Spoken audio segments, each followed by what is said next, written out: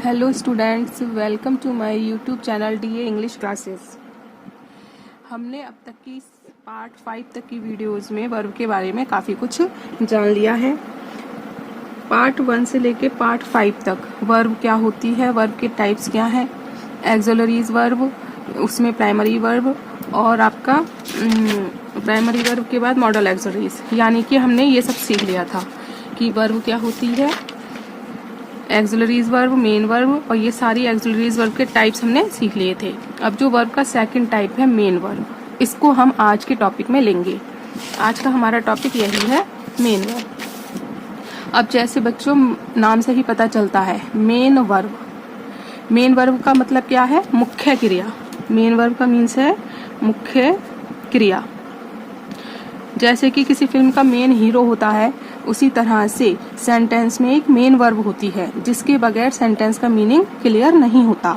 Main verb को principal verb भी कहती हैं, इसे ऑर्डिनरी वर्ब भी कहते हैं, या फिर इसे लेक्सिकल वर्ब भी कहते हैं।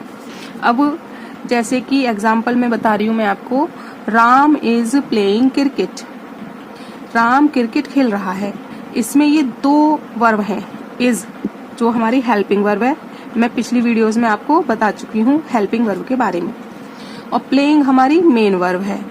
अब आप अगर प्लेइंग जो मेन वर्ब है इसको हटा दीजिए, सिर्फ ये रहने दीजिए राम इज क्रिकेट, तो सेंस क्लियर नहीं हो रहा कि Ram is cricket, Ram cricket है, कुछ नहीं समझ में आ रहा, इसके बगैर हमें सेंस क्लियर नहीं हो रहा। लेकिन अगर हम हेल्पिंग वर्ब को हटा दें तो सेंटेंस निकलेगा Ram playing cricket.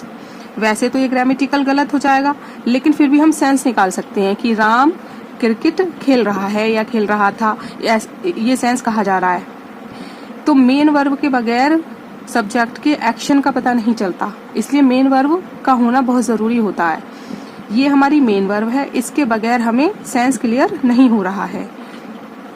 Main verb action के बारे में बताती है। मेन वर्ब्स की बच्चों फॉर्म्स होती हैं, जैसे first form, second form, third form, ING forms. First form यानी कि वर्ब की फर्स्ट फॉर्म, पास्ट फॉर्म यानी कि वर्ब की सेकंड फॉर्म, पास्ट पार्टिसिपल यानी वर्ब की थर्ड फॉर्म, और प्रेजेंट पार्टिसिपल यानी कि फर्स्ट फॉर्म में आईएनजी लगाकर ये मेन वर्ब्स की फॉर्म्स बनती हैं। अब मैंने एग्जांपल्स में कुछ दिए हैं, जैसे ईट। ईट हमारी वर्ब की फर्स्ट फॉर्म है, ईट मीन्स होता है खाना। अब इसकी सेकंड फॉर्म है एट, ATE एट, और थर्ड फॉर्म है ईटन, और आईएनजी फॉर्म इसकी बन जाएगी ईटिंग। फर्स्ट फॉर्म को हम प्रेजेंट फॉर्म भी बोलते हैं, सेकंड फॉर्म को पास्ट फॉर्म भी बोलते हैं, थर्ड फॉर्म को पास्ट पार्टिसिपल फॉर्म भी बोलते हैं, और आईएनजी फॉर्म को प्रेजेंट पार्टिसिपल भी कहते हैं। गो भी हमारी मेन वर्ब है, इसकी फर्स्ट फॉर्म है गो, सेकंड फॉर्म है वेंट, और थर्ड फॉर्म है गोन, और आईएनजी वाली बन जाएगी गोइंग। फर्स्ट फॉर्म है कम, केम, कम और कमिंग। ईट माने होता है खाना, गो माने होता है जाना, और कम माने होता है आना। इसी तरह से बहुत सारी फॉर्म्स होती हैं ग्रामर में, जो हमें जिनकी सारी फॉर्म्स याद होनी चाहिए, तभी हम इंग्लिश अच्छे से समझ पाएंगे। अगर हमें ये फॉर्म्स याद नहीं होंगी तो हम इंग्लिश अच्छे से नहीं समझ पाएंगे। मैं आपको दिखा देती हूँ कौन कौन सी फॉर्म्स हैं। देखिए ये रही, ये यूपी बोर्ड की 10th क्लास की बुक है, राजीव प्रकाशन की, पेज नंबर 182 पर देखिए, प्रेजेंट, पास्ट, पास्ट पार्टिसिपल। इसमें आईएनजी वाली नहीं दे रखी हैं, लेकिन जो ग्रामर की बुक आती है जनरल इंग्लिश की, उसमें होती हैं। तो ये सारी फॉर्म्स आपकी याद होनी चाहिए, आपको ये वाली सारी फॉर्म्स याद होनी चाहिए। इन फॉर्म्स को आप अपनी नोटबुक में लिखकर याद कर लीजिए, ये हमेशा काम आएंगी। जब तक आपका और इंग्लिश का साथ रहेगा तब तक ये चाहिए ही चाहिए। अगर आपने ये याद कर ली तो समझिए आधी इंग्लिश आपको याद हो गई। अब मैं आपको ये बताती हूँ कि काइंड्स ऑफ वर्ब कितने होते हैं, यानी मेन वर्ब। ऑब्जेक्ट के आधार पर मेन वर्ब को दो पार्ट में बांटा गया है, ट्रांजिटिव वर्ब और इनट्रांजिटिव वर्ब। ट्रांजिटिव वर्ब को सकर्मक क्रिया कहते हैं, और इनट्रांजिटिव वर्ब को अकर्मक क्रिया हिंदी में कहते हैं। अब मैं कुछ एग्जाम्पल बता रही हूँ, उसे ध्यान से देखिए। राम इज प्लेइंग क्रिकेट, इसमें प्लेइंग आ रहा है main verb. Ram is playing in the field, इसमें भी प्लेइंग मेन वर्ब आ रहा है, लेकिन इसमें जो प्लेइंग आ रहा है वो तो ट्रांजिटिव वर्ब है, और इसमें जो प्लेइंग आ रहा है वो इनट्रांजिटिव वर्ब है। तो ऐसा क्यों है? तो दोनों प्लेइंग प्लेइंग, लेकिन ये ट्रांजिटिव है और ये इंट्रांजिटिव वर्ब है। तो ऐसा क्यों हुआ, इसका कारण मैं आपको समझाऊंगी। I am teaching English, I am teaching in the classroom, इसमें टीचिंग मेन वर्ब है, इसमें भी टीचिंग मेन वर्ब है, लेकिन इसमें जो टीचिंग आया है वो ट्रांजिटिव वर्ब है और इसमें जो टीचिंग आया वो इंट्रांजिटिव वर्ब है तो दोनों टीचिंग ही। लेकिन ऐसा क्यों हुआ कि एक तो ट्रांजिटिव वर्ब हुई और एक इंट्रांजिटिव हुई? तो इसका जो कारण है वो मैं आपको समझाऊंगी, लेकिन उस कारण को बताने से पहले, उस रूल को बताने से पहले आपको ये समझना जरूरी है कि ऑब्जेक्ट क्या होता है ना। ऑब्जेक्ट का पता हम क्वेश्चन कर लेते हैं व्हाट से या whom से। व्हाट मीन्स क्या और whom मीन्स किसको। अगर हमें सेंटेंस में ऑब्जेक्ट का पता करना है तो हम क्वेश्चन कर लेंगे व्हाट से या whom से। जैसे कि Ram writes a letter, Ram एक पत्र लिखता है।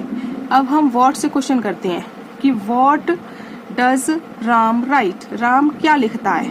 व्हाट मीन्स क्या ना, तो राम क्या लिखता है, हमें आंसर क्या मिला, राम पत्र लिखता है। तो हमें आंसर मिला पत्र, यानी कि ए लेटर। आंसर में हमारा आया ए लेटर। तो ये जो ए लेटर है यही हमारा ऑब्जेक्ट है। क्यों है ये ऑब्जेक्ट? क्योंकि हमने क्वेश्चन किया क्या से और हमें आंसर मिल गया कि राम क्या लिखता है, आंसर मिला कि पत्र लिखता है। राम किल्ड रावण, राम ने रावण को मारा। अब हम क्वेश्चन करेंगे क्या से तो आएगा नहीं इसका आंसर, हम करेंगे किसको से। राम ने किसको मारा, तो आंसर क्या मिला हमें, रावण। राम ने किसको मारा, रावण को। तो यही हमारा ऑब्जेक्ट है। यानी कहने का सेंस ये है कि यदि हमें किसी भी सेंटेंस में ऑब्जेक्ट का पता करना होता है तो हम क्या से क्वेश्चन करें या फिर किसको से करें। अगर हमें आंसर मिल जाता है तो वही आंसर हमारा ऑब्जेक्ट है, और अगर हमें आंसर नहीं मिलता है तो वो हमारा ऑब्जेक्ट नहीं है। ट्रांजिटिव वर्ब और इंट्रांजिटिव वर्ब को सीखने से पहले आपको ये जानना जरूरी है कि हम सेंटेंस में ऑब्जेक्ट का पता कैसे करें। अब ये सेंटेंस है, pick out objects in the following sentences. इन सेंटेंसेस में आपको क्या करना है, ऑब्जेक्ट का पता करना है।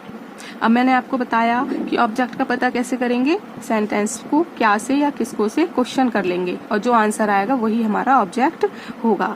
इन 5 सेंटेंस का आप क्वेश्चन करिएगा और जो आंसर हो वो ऑब्जेक्ट बनेगा। तो मुझे कमेंट बॉक्स में करके बताइएगा, लिख कर बताइएगा कि किस सेंटेंस का ऑब्जेक्ट क्या है।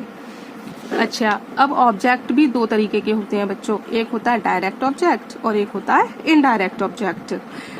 डायरेक्ट ऑब्जेक्ट कौन सा होता है, अगर हम क्वेश्चन कर रहे हैं व्हाट से और हमें आंसर मिल गया तो वो तो बन जाएगा डायरेक्ट ऑब्जेक्ट, और अगर हम क्वेश्चन कर रहे हैं whom से तो वो होगा इनडायरेक्ट ऑब्जेक्ट। अब जैसे कि एग्जाम्पल है, Ram gave me a book, Ram ने मुझे एक किताब दी। अब मैं इस सेंटेंस का क्वेश्चन पहले व्हाट से करती हूँ, क्या से। राम ने मुझे क्या दिया, आंसर क्या मिला मुझे, राम ने मुझे एक बुक दी।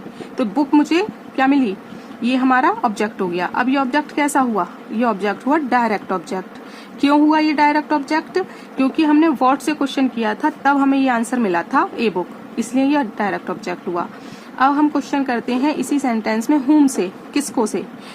राम ने एक किताब किसको दी, आंसर क्या मिला, मी, मुझे दी। तो ये जो मी है ये हमारा whom से निकल के आया। जब हमने whom से क्वेश्चन किया था तब हमारा ये मी मिला हमको कि राम ने किसको किताब दी, राम ने मुझे किताब दी। तो मी हमारा इनडायरेक्ट ऑब्जेक्ट हुआ।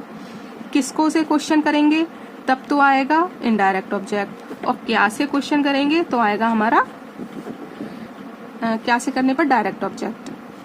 ठीक है, मुझे लगता है आप लोग ये समझ गए होंगे कि ऑब्जेक्ट कैसे निकालते हैं। क्या या किसको से प्रश्न करने पर जो आंसर आता है वो हमारा ऑब्जेक्ट होता है, और क्या से प्रश्न करने पर जो ऑब्जेक्ट आता है वो हमारा डायरेक्ट ऑब्जेक्ट होता है, और whom से प्रश्न करने पर जो आता है वो हमारा इनडायरेक्ट ऑब्जेक्ट होता है। ट्रांजिटिव वर्ब और इंट्रांजिटिव समझने से पहले आपको यही जानना बहुत जरूरी है कि ऑब्जेक्ट क्या होता है। अगर आप ऑब्जेक्ट नहीं निकाल पाएंगे तो आप ये सीख नहीं पाएंगे। इसीलिए मैंने पार्ट 1 में, ये आपका पार्ट 1 है, मेन वर्ब का पार्ट 1 है, मेन वर्ब के पार्ट 1 में मैं आपको यही बता रही हूँ कि ऑब्जेक्ट कैसे फाइंड आउट करते हैं। अब मैं जो सेकंड पार्ट बनाऊंगी उसमें मैं आपको समझाऊंगी कि ट्रांजिटिव वर्ब कौन सी होती है और इनट्रांजिटिव वर्ब कौन सी होती है। I hope you will understand all the things very well. अगर आपको किसी भी तरह की कोई दिक्कत होती है तो आप मुझे कमेंट बॉक्स में कमेंट करके पूछ सकती हैं। वीडियो अच्छी लगी हो तो please like and share and subscribe my channel. Thank you and have a good day.